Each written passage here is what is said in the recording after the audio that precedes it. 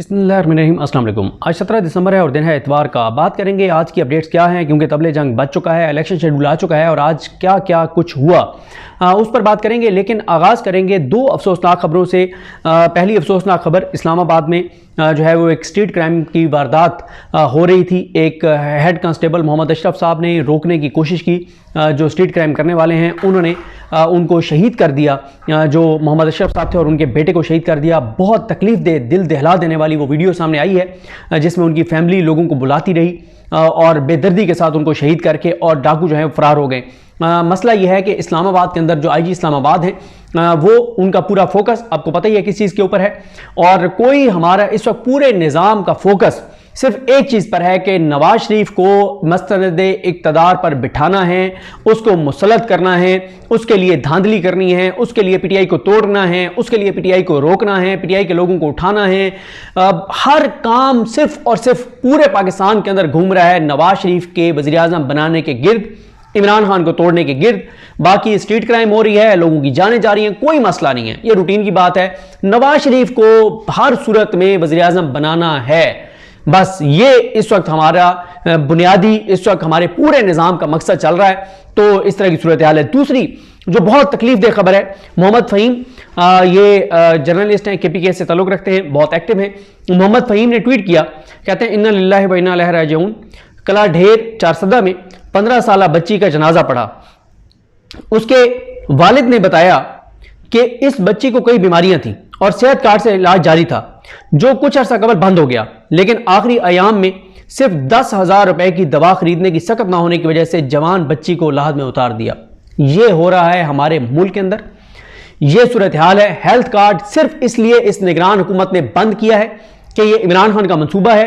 गरीबों का बाइज्जत तरीके से इलाज हो रहा है, लोगों की जिंदगियां बच रही हैं और लोग इमरान खान को दुआएं दे रहे हैं, और शायद फिर वो वोट भी जाके इमरान खान को डाल देंगे। सिर्फ इस एक वजह से लाखों करोड़ों गरीबों से इलाज का हक छीन लिया गया, हेल्थ कार्ड बंद कर दिया गया, मुल्क के अंदर लोगों को तड़प तड़प के मरने पर मजबूर कर दिया गया कि लोग मरें, इलाज ना करवा सकें, सिर्फ इसलिए कि इमरान खान का यह हेल्थ कार्ड मंसूबा था कि लोग बाइज्जत तरीके से अपना इलाज करवाएं, लोग मरे नहीं, लोगों के बच्चे अपनी जानें ना दें और लोगों का बाइज्जत तरीके से इलाज हो। लेकिन वो हेल्थ कार्ड बंद कर दिया गया, और हेल्थ कार्ड इसलिए बंद किया गया क्योंकि मरीम नवाज साहब की ऑडियो आपने सुनी थी, तो मरीम नवाज को मुबारकबाद हो कि लोग मर रहे हैं और अब यह है कि उनका इलाज नहीं होगा, ना वो इमरान खान को दुआएं देंगे। लेकिन ये इनकी सोच है, और आज बहुत ज्यादा मैंने खुद ये अल्लाह ताला को इससे दुआ किया है कि या अल्लाह हम अपनी आंखों से, हम चले हो ना हो, लोग जो भी हों, देखें इनको, क्योंकि अल्लाह की जात बेहतर जानती है किसने कब इस दुनिया से जाना है। लेकिन कम अज कम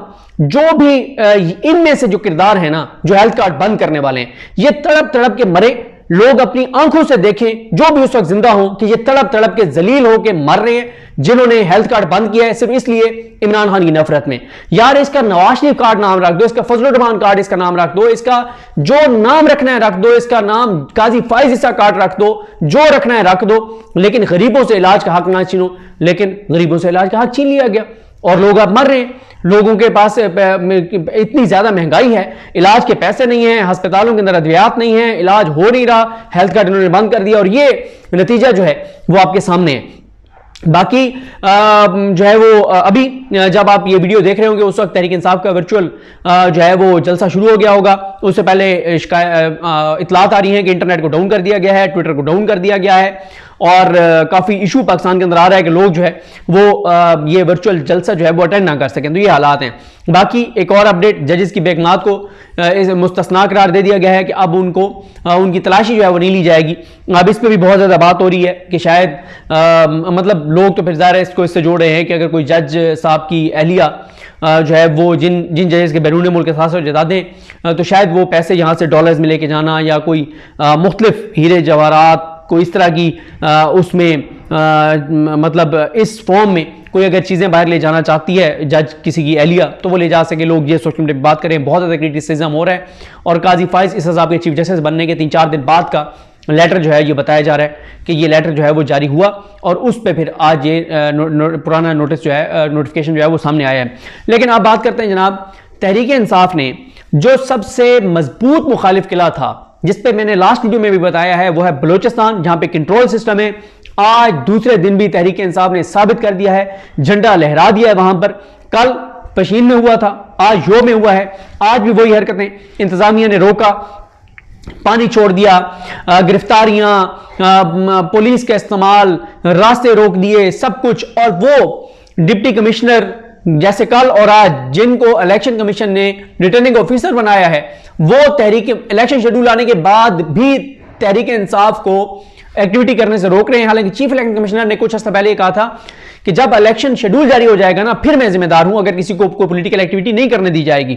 لیکن پولیٹیکل ایکٹیویٹی نہیں کرنے دی جا رہی. اور وہی ریٹرننگ آفیسرز قاضی فائز عیسیٰ صاحب جن کے حق میں چیخ کے دلائل دے رہے تھے قاضی فائز صاحب کہ وہ کیا شاندار لوگ ہیں جن کو ریٹرننگ آفیسر لگایا گیا ہے، ان کا کوئی پولیٹیکل مقصد نہیں ہے، ان کا کوئی پولیٹیکل پارٹی سے تعلق نہیں ہے، اور بالکل آئین قانون قاعدے ضابطے اور کے مطابق اصولوں کے مطابق ان کو لگایا گیا ہے. ان ریٹرننگ آفیسرز کی جانب سے یہ حرکتیں ہو رہی ہیں. تو اس کا مطلب پھر یہی ہے کہ قاضی فائز عیسیٰ صاحب جو ہیں وہ پاکستان کی تاریخ کے اگر الیکشن ہونے جا رہے ہیں تو کرپٹ ترین بدترین دھاندلی زدہ الیکشن کروانے جا رہے ہیں. اور مقصد ایک ہی ہے پورے نظام کا کہ نواز شریف کو مسند اقتدار پر جو ہے وہ بٹھانا ہے. میں آج اوریہ مقبول جان صاحب کا بھی ٹویٹ دیکھ رہا تھا. اوریہ مقبول جان صاحب نے ٹویٹ کیا، وہ کہتے ہیں کہ میں پشین میں اسسٹنٹ کمشنر اور ایڈیشنل ڈپٹی کمشنر رہا ہوں، وہاں کبھی ایسے جلوس وغیرہ نہیں نکلتے، اور اتنی بڑی تعداد میں افراد کا نکلنا اور وہ بھی کسی ایسے رہنما کے لیے جو بلوچستان کا نہیں حیران کن ہے. اس وقت پورے ملک کی عوام کا صرف ایک شخص پر اتحاد ہے جس کا نام ہے عمران خان. یہ بالکل ٹھیک کہہ رہے ہیں کہ بلوچستان جہاں اتنا کنٹرول سسٹم ہے وہاں پہ اتنی بڑی تعداد میں سالار خان کی جانب سے اس کی قیادت میں ہزاروں لوگوں کا نکلنا یہ واقعی تبدیلی ہے. یہ واقعی تبدیلی ہے. اس کا کوئی کم از کم میں تو ایکسپیکٹ نہیں کر رہا تھا کہ بلوچستان میں اتنے کنٹرولڈ انوائرمنٹ کے اندر اتنی بڑی تعداد میں لوگ نکل آئیں گے. یہ بالکل اندازہ نہیں تھا. اب آ جائیں تحریک انصاف نے آج اپنا پہلا کارڈ جو ہے وہ کھیل دیا ہے. آج حماد اظہر صاحب نے جو ہے وہ بہت اہم ٹویٹ کیا ہے. حماد اظہر صاحب نے ایک تو یہ کہا ہے کہ تحریک انصاف کے سے جنہوں نے الیکشن لڑنے ہیں وہ اپنے بھی کاغذات نامزدگی جمع کروائیں اور اپنے کورنگ کینڈیڈیٹ کے بھی جمع کروائیں، تاکہ اگر اس کو جو ہے وہ الیکشن لڑنے سے روکا جاتا ہے تو کورنگ کینڈیڈیٹ ہونا چاہیے. لیکن جو پہلا کارڈ تحریک انصاف نے کھیلا ہے وہ جناب یہ ہے کہ تحریک انصاف کی جانب سے کہہ دیا گیا ہے کہ جن لوگوں کو مجبور کیا گیا تھا، جن سے زبردستی پریس کانفرنس کروائی گئی تھیں، اگر وہ تحریک انصاف میں آنا چاہتے ہیں تو وہ پریس کانفرنس کریں، تحریک انصاف میں آنے کا اعلان کریں اور ٹکٹ کے لیے اپلائی کریں. عمران خان فیصلہ کریں گے اور 2 ہفتے بعد جو ہے وہ ٹکٹ اناؤنس کیے جائیں گے. یہ ایک بڑا تحریک انصاف کے لیے ایک سینسٹیو مرحلہ ہے کہ ٹکٹ کب اناؤنس کریں گے. میرا خیال ہے کہ وہ آخری سیکنڈ لاسٹ ڈے جو ہوگا جب ٹکٹ جمع کروانے ہیں اس پہ جا کے وہ اناؤنس کریں گے. اس سے پہلے اناؤنس کریں گے تو پھر ان لوگوں کو اٹھا لیا جائے گا، ان سے پارٹی چھڑوا دی جائے گی، سیاست چھڑوا دی جائے گی، بہت ایشوز ہو جائیں گے. لیکن یہ بڑا کارڈ ہے تحریک انصاف کا کہ جتنے لوگ تحریک انصاف چھوڑ کر گئے ہیں، جن سے پریس کانفرنس کروائی گئی ہیں، وہ تحریک انصاف میں آنا چاہتے ہیں، پریس کانفرنس کریں، ٹکٹ کے لیے اپلائی کریں، فیصلہ عمران خان کریں گے. یہ بہت بڑا کارڈ ہے کہ وہ لوگ جن کے ساتھ باقی بڑی زیادتی ہوئی، جن کے ساتھ باقی بڑا ظلم ہوا اور ان کو جو ہے وہ مجبور کیا گیا تحریک انصاف اور سیاست چھڑوانے کے لیے. ہاں 4-5 لوگ اس میں وہ نہیں آ سکتے جنہوں نے تحریک انصاف نہ صرف چھوڑی بلکہ عمران خان پر ذاتی حملے کیے، عمران خان صاحب کی اہلیہ پر حملے کیے، ان کا تو نہیں ہو سکتا. لیکن یہ پوری 7-8 ماہ کی محنت پر جو ہے وہ پانی پھر جائے گا اگر لوگ پریس کانفرنس کر کے دوبارہ تحریک انصاف میں آ جاتے ہیں. اچھا، اس پہ بڑی لمبی ایک جو ہے وہ اس پہ ایک بڑی لمبی بات ہو سکتی ہے، بہت اس پہ ڈسکشن ہو سکتی ہے، کیونکہ تحریک انصاف کے اندر کچھ لوگ ہیں جو سوشل میڈیا پہ بہت ایکٹیو ہیں، جو یہ کہتے ہیں کہ جنہوں نے پریس کانفرنس کی ان کو بالکل نہیں لینا چاہیے.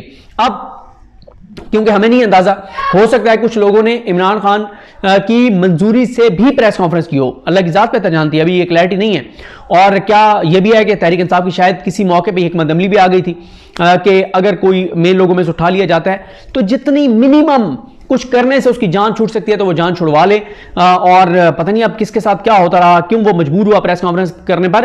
تو ان کے لیے راستے میرا خیال ہے کھل جائیں گے جنہوں نے صرف پریس کانفرنس کی کہ میں سیاست چھوڑ رہا ہوں اور اس کے بعد وہ ایکٹیو نہیں رہے، اس کے بعد وہ استحکام پاکستان کے دفتروں میں نہیں گئے، اس کے بعد کوئی ایکٹیویٹی نہیں کی، کوئی انٹرویو نہیں دیا. اچھا 3-4 تو ہے نا جن سے بیچاروں سے بہت ظلم کے ساتھ انٹرویو لیا گیا نا. چاہے وہ شیخ رشید ہوں، چاہے وہ صداقت عباسی ہوں، چاہے وہ عثمان ڈار ہوں، ان کے ساتھ تو بڑی ظلم اور زیادتی کے بعد ان کا تو انٹرویو ہوا نا، تو یہ اس کیٹیگری میں نہیں آتے جنہوں نے اس کے بعد خود سے پھر ایکٹیو ہوئے اور مختلف انٹرویوز میں جا کے اور مختلف باتیں اور چیزیں کرتے رہے، ان کی بات کر رہا ہوں۔ تو ان کا تو ظاہر راستے نہیں ہے، تو یہ ایک بڑا کارڈ ہے کہ 7-8 ماہ کی پوری مشینری کی محنت جو ہے اس پہ پانی پھر جائے گا اگر عمران خان ان لوگوں کو واپس لے لیں گے جن سے زبردستی جو ہے وہ تحریک انصاف چھڑوائی گئی ہے۔ اب کون کون پریس کانفرنس کرتا ہے، کون کون واپس آتا ہے، یہ ایک بڑا سوال ہے۔ امپورٹنٹ تاریخیں جو ہیں وہ 20 سے 22 دسمبر ہے جس میں کاغذات نامزدگی جمع ہونے ہیں، اور کون کون کاغذات نامزدگی جمع کرواتا ہے، کون کون آپ پریس کانفرنس کرتا ہے، یہ بڑے امپورٹنٹ دن ہوں گے۔ باقی ساری چیزیں سب کے سامنے ہیں کہ سرکاری مشینری آصف علی زرداری صاحب نے کل گورنر ہاؤس میں ملاقاتیں کی ہیں، گورنر ہاؤس کے پی کے، وہاں پہ انہوں نے سیاسی ملاقاتیں کی ہیں۔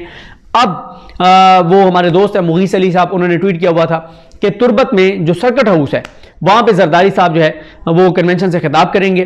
تو یہ جو ہے وہ حالات ہیں، یہ صورتحال ہیں۔ نون لیگ کے ٹکٹ لینے والوں کو سرکاری گاڑیوں میں بھیجا جاتا ہے، تمام ڈی سی اے سی جو محسن نقوی کے لگائے گئے ہیں وہ سارے returning officer, assistant returning officer لگ گئے ہیں۔ پوری سرکاری مشینری اس وقت نواز شریف کو لانے کے لیے ایکٹیو ہے، اور تحریک انصاف کو سانس لینے کی بھی اجازت نہیں ہے، اور نواز شریف کے جو سزائیں ہیں وہ ختم کروائی گئیں، کیس ختم کروائے گئے عدالتوں میں، اور جوڈیشری آپ کے سامنے میں نے آج ٹویٹ کیا تھا کہ کل 3 رکنی بینچ کے سامنے لگا ہوا ہے کیس جو عمران خان کا جیل میں جو فرد جرم عائد ہونے جاری ہے 19 کو الیکشن کمیشن کرنے جا رہا ہے، اس کو چیلنج کیا ہوا ہے سمیر کھوسہ صاحب، میرے خلاف وکیل ہیں پی ٹی آئی کی جانب سے، عمران خان کی جانب سے، اور سننے جا رہی ہیں عالیہ نیلم صاحبہ، اور ان کے ساتھ شہرام سرور صاحب ہیں، اور اسجد گھرال صاحب جو ہیں وہ ہیں۔ تو 2 جو ججز ہیں عالیہ نیلم صاحبہ اور دوسرے جو جج ہیں شہرام سرور صاحب، انہوں نے تو پچھلے 7 ماہ میں ڈٹ کے انصاف کیا ہے، ببانگ دول انصاف کیا ہے، عامر فاروق صاحب کی طرح۔ جیسے عامر فاروق صاحب نے تحریک انصاف کی تمام درخواستیں، تمام کیسز خود سنے، اور پھر انصاف نہ صرف کیا بلکہ ہو تو وہ نظر بھی آیا۔